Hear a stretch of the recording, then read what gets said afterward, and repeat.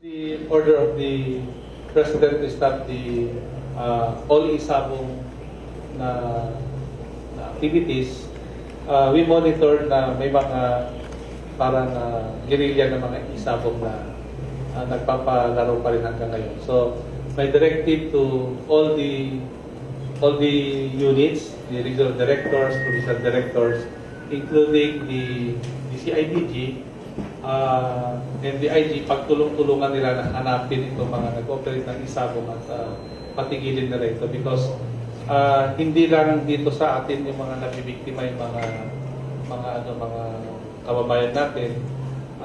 Even abroad, I learned from our police ambassador na may mga isabong din na nalululong ng mga kababayan natin doon.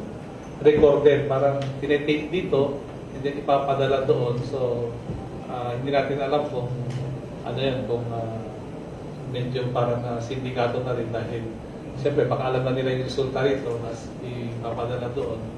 So, ibig sabihin is nagiging international na parang sakit na ng mga addicted sa dapat nagko-cooperate lahat diba? Dapat nakikisama sila.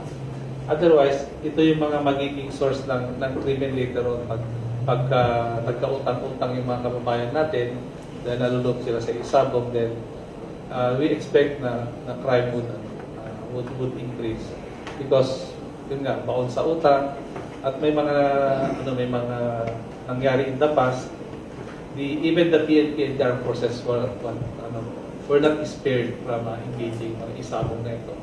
Kaya yun nga, pag-usap natin is pagtulungan natin ito na patigilin natin yung operation ng guerrilla ng isabong.